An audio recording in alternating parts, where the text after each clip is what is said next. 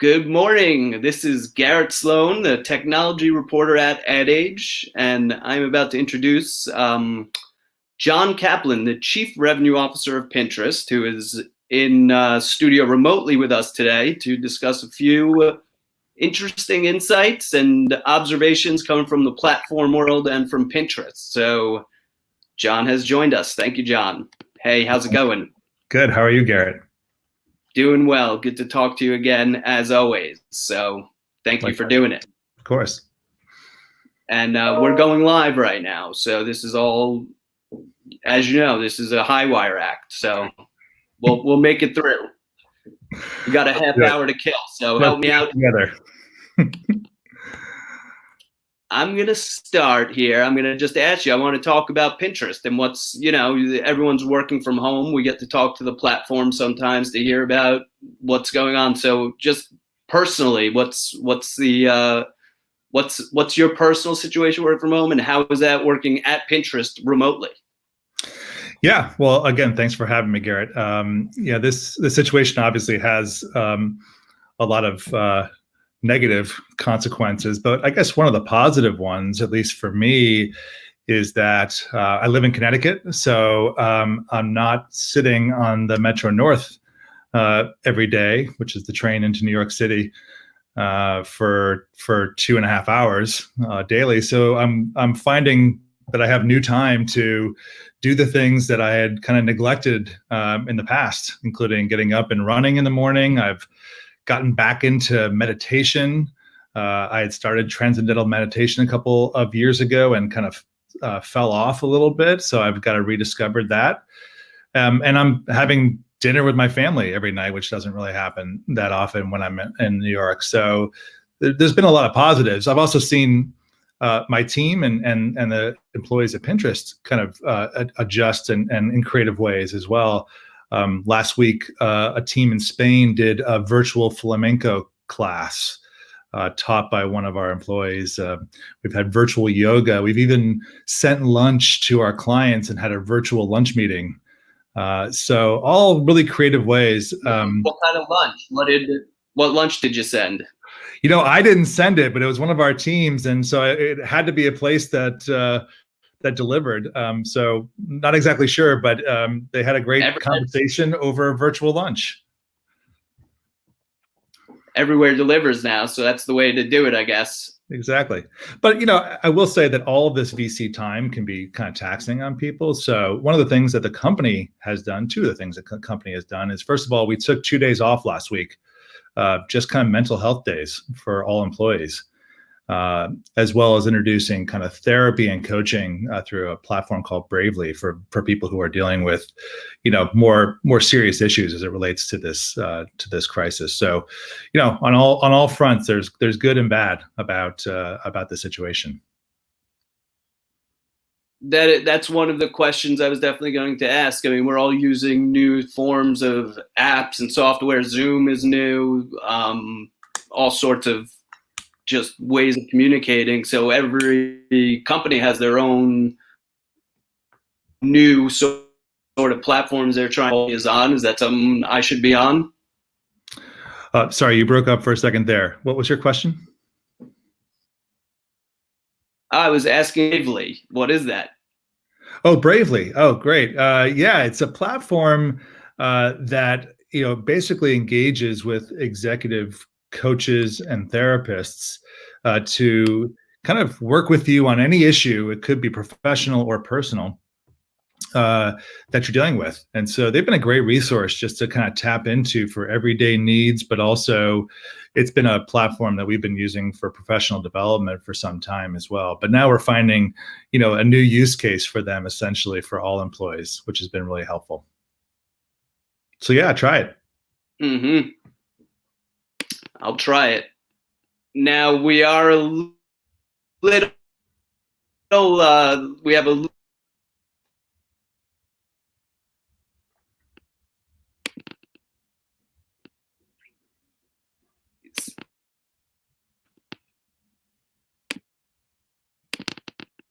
John? Yeah, I'm here. All right. Sorry, I'm having a little delay. As we said, I was having trouble before. let's give it a whirl. Yeah, I'll just fire questions. So tell us then about Pinterest and the insights that are going on. You're learning things about how people are searching during coronavirus. Yeah, well, I think what's interesting, kind of more broadly, what's fueling those insights is that our mission and the purpose of the platform for inspiration and to create a life you love, we think has never been more relevant in this period of time. And the insights come from this record level of engagement that we're seeing on the platform in kind of all forms, just in terms of users, searches, board creation. This is actually a really interesting point and stat, is that board creation is up 60% year over year. And we think of this as a really important indicator of of engagement on the platform, but also it's what fuels the insights. If you think about it, people saving pins onto boards is what gives us the ammunition, if you will, to share with marketers what's happening with consumers. So we're seeing kind of record levels of engagement of board creation, of searches. Those are also up 60%, and people are saving at a rate of 40% higher than last year. So those things are giving us an opportunity to share with advertisers, I would say, kind of two different types of insights. As we started this pandemic, what advertisers were really looking for was, what are the changes in behavior now? What are people looking at and looking for differently now than they were just a couple of weeks ago? So we saw in the first kind of 4 weeks or so, huge increases in things that probably resonate with all of us: recipes and baking. People were looking for rice recipes at a rate of 800% higher than before the crisis. Fitness was huge. Outfitting your home office saw huge increases. Keeping your kids entertained. We saw a 4,000% increase in kids' activities. And maybe connected to that was the stress relief that comes with that. Self-care was up hugely. And then searching for cocktails was also one of the biggest increases during that period of time.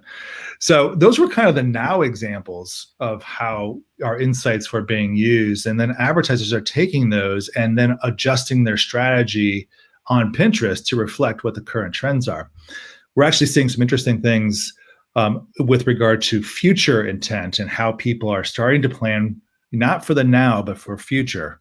We're seeing things like dream vacations up by 500%. People had to postpone their weddings. So wedding searches are actually up hugely right now. And even summer activities like 4th of July and women's fashion. Can you get an idea of when people are saying, oh, we're actually planning for Labor Day? So you get a sense if there is optimism in the marketplace. What have you gotten that sense of? Yeah, I mean, we're starting to see earlier and earlier search and save activity for these more future-oriented activities. 4th of July is up 150%.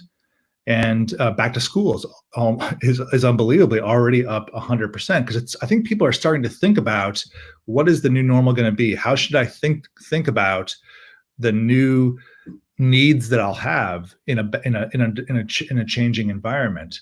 So we feel like there's a really important opportunity for us to be an insights engine, to create a currency for the advertising community that helps them understand future intent.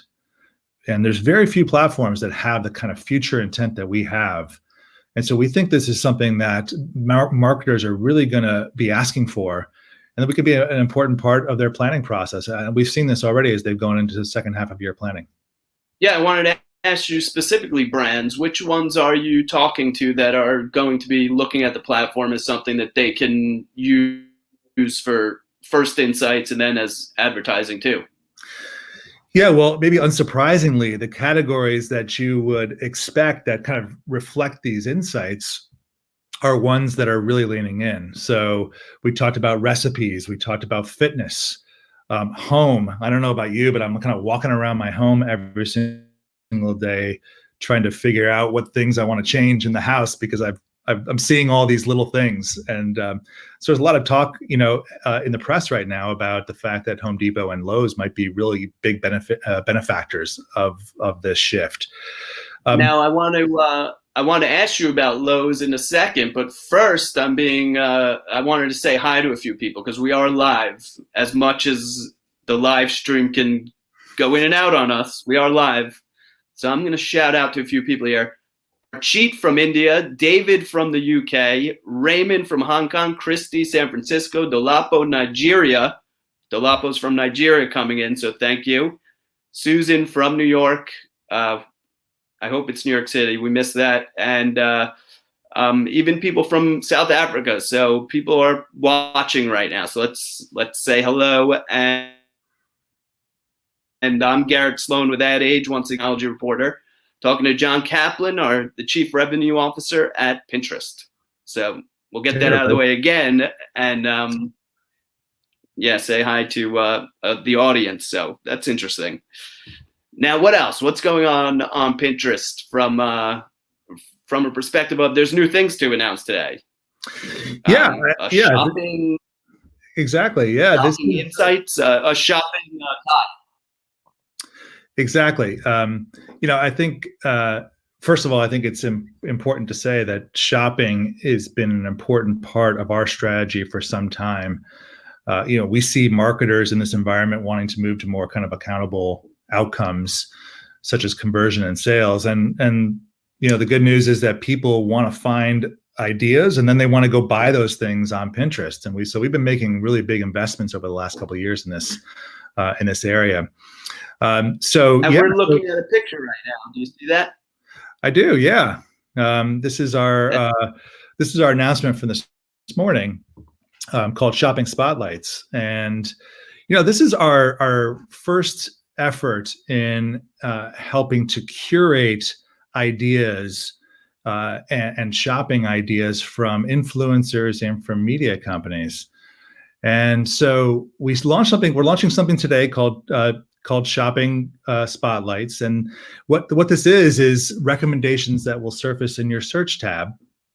And we're launching this in partnership with guest editors like former Teen Vogue editor-in-chief Elaine Welteroth, who apparently is very big in fashion, as well as a fashion blogger named Blair Eady, as well as publishers like Refinery 29 and InStyle and Harper's Bazaar. And, really this is kind of like a place where people can find inspirational ideas curated by these thought leaders. And it should feel like you're flipping through a catalog or walking into an aisle of a store and finding great ideas. And again, in this environment, you can't really do that. So we want to kind of recreate that in a digital experience. So this is our first foray, if you will, into shoppable trends editorialized by tastemakers. And we're really excited about that. Yeah, you're doing a lot more e-commerce now. We have talked before about companies coming in and putting on their product catalogs right into Pinterest. And I imagine, so you were mentioning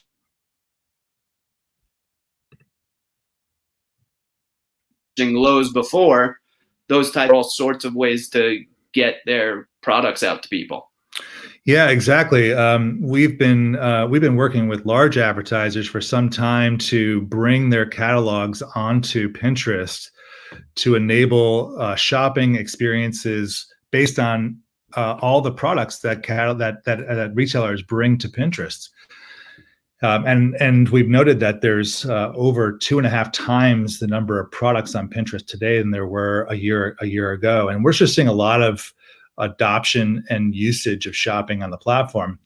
A couple of weeks ago, we announced the general availability of our partnership with Shopify.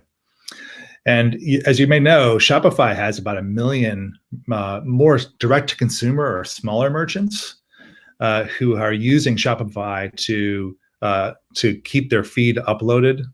And now we've made it really easy for them to bring their entire product catalog onto Pinterest and to start shopping ads campaigns. So we're really excited about this because this is really part of our effort of bringing on super high quality merchants on the platform. We launched this partnership with Shopify about 6 months ago.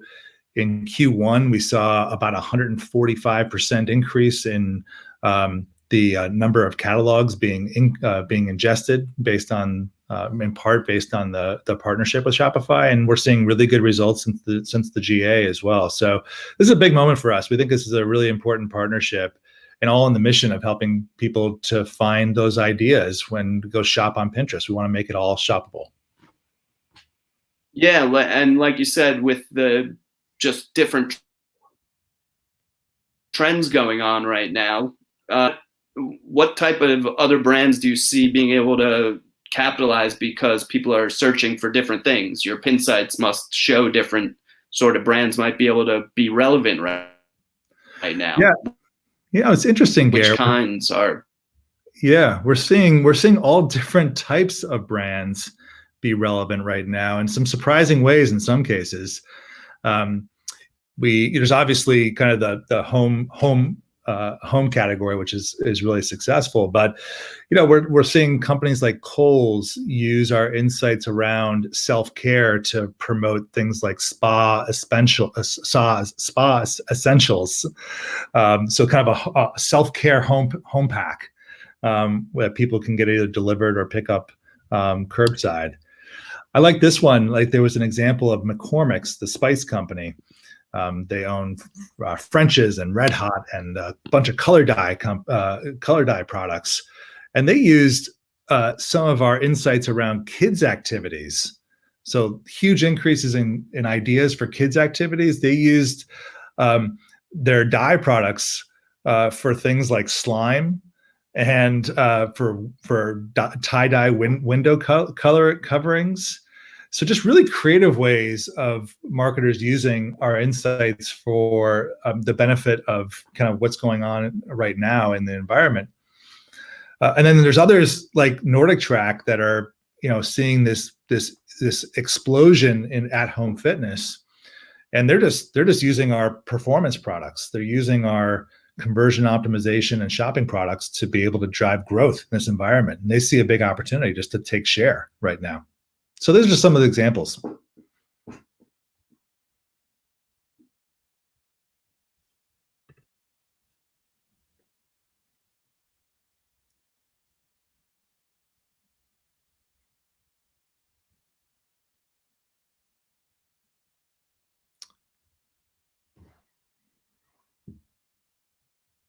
Hey John, how's it going? It's Alfred from Ad Age. I'm popping in here to ask a question. Looks like we lost Garrett, away from him to come back. But I have a question from you from Bethany on social. She said, while individual pins may not reach the same audience numbers as Instagram, we're seeing equal or even higher numbers of website clicks on Pinterest. Much higher conversion rates from those ready to take action. She said she loves Pinterest. Talk about where you're seeing clicks in different places, or can you talk a little bit about that? Well, first of all, thank you, Bethany. We really appreciate. Thanks, Bethany. We appreciate your question and your love. And I think this is really a byproduct of two things. One is we've got the mindset of people who are looking to transact, and so I think first and foremost, we're really trying to take advantage of the shopping behavior that's inherent on the platform, but that we really haven't. In the past hadn't empowered or hadn't unleashed. So first is we're really taking advantage of that mindset. But I think our products that are geared towards more performance objectives have really seen a substantial increase over the last couple of years. Conversion optimization is now a meaningful part of our overall revenue, which is basically the opportunity for an advertiser to select a conversion cost per acquisition, and then let us find all the demand that exists out there. So yeah, it's a great point, and I appreciate that. And it's been a big part of our strategy over the last couple of years to build the suite of performance products. So I'm glad you're seeing it. Hey, John, I'm back. What's up? Hey, it was I just had to get some orange juice, but now that works. Yeah, it's fine. I'm doing better. So yeah, you got to ask a question from the audience, but tell us a little more. There's the e-commerce angle, obviously, is Pinterest, where you're moving into. We got a lot of companies now, obviously, in this space, and even just today, Instagram is launching a shops feature. So you really have some big competitors. How do you talk to advertisers about don't forget those guys? Yeah, well, listen, I mean, I think it's a validation of, this kind of overarching approach of getting closer to the conversion and, again, helping people to transact on these platforms. This notion of distributed commerce, I don't think is going away. People and companies are going to want to be able to enable transactions and enable purchases on any platform, including their own, but also on others like ours and Instagram and Amazon and others, to increase their sales. For us, what we think is unique and differentiated is the mindset of the consumer, of the pinner when they're on Pinterest, and that's really what we're leaning into. What is our strength? How do people use the platform? I think this notion that people save ideas, they curate a board of ideas, and then they come back to that board to go purchase in the future is really differentiated. That's unlike almost any other platform. And so our goal is to bring on the highest quality merchants and make sure those products, we want tens of millions, hundreds of millions of products available in the platform, and then make those products, personalized to that individual's taste and to their preference based on what they're searching for on the platform. And that's what we offer. And we think that's a really differentiated value proposition. Absolutely. And then if there's anything else that you're just getting from the marketplace, I mean, like you said, the Pinterest boards can be real insights and windows into what people are doing. Are there any, there's some kids doing slime, maybe different makeup trends? What else could it be are you seeing any sort of just weird, maybe doomsday type preppers, or what types of things are people using Pinterest for at a time like this? Yeah, I mean, there's a lot of interesting things that are coming out of it. I think that it's funny to it's kind of funny to see into the picture of what people are dreaming about. I think this is one of the things that's really interesting on the platform is that you've got people who are, kind of in transaction and in like my current needs, but there's also like this far out, I know this isn't going to happen today, but I really want to be thinking about what's possible, or I want to become inspired. I want to think about what return to normalcy will look like. So I think it's interesting to see things like dream travel, my dream house, things that might have been delayed as a result of this. But it's also fun. I personally like watching some of the trends on how, parents are dealing with their kids and the ways in which they're coping in this environment. And it's everything from the rise of cocktails to the types of games that they're trying to search for on the platform. So I think both the future orientation and the fun things are two areas that have been great to watch. And how about advertisers? I mean, this is new front season. You have a lot of competitors going out with different varieties of content that they're trying to lure advertisers in with. A message of flexibility too. They don't want to commit too much. They want to have some sort of ability to sort of turn the dials on and off. So Pinterest doesn't really play in new fronts, but is there a message you have? Well, I think what's really interesting, you're right, we don't play in new fronts because that kind of model of buying, we do have a lot of annual deal commitments that our advertisers are doing, but typically not directly connected to the new fronts. I think what's maybe most interesting is to think about, is this a moment where the industry changes their approach to buying and even to their overall media mix? And I think this will be really interesting to watch over the next couple of quarters, because the truth is that, how businesses are being changed right now might fundamentally change the consumer experience.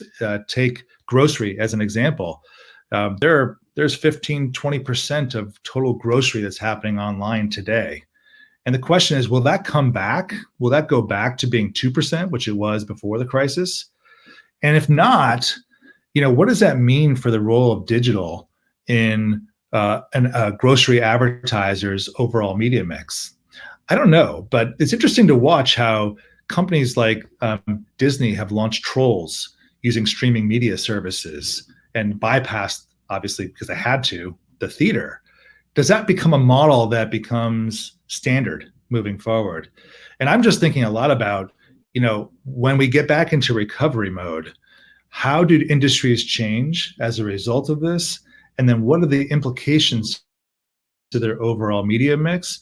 And is that an opportunity for digital? And then for us, get disproportionate share coming out of that? And those are the kind of questions that I'm asking myself right now. Well, we're asking them too, and just really thanks for giving us the time. I'm glad we were able to power through and make a whole half hour of live video to share with everyone. So thank you for joining us, John. I really appreciate it. Garrett, it's great being here. Thanks. All right, we'll talk again, and we'll sign off now. So take care. Bye now. Bye.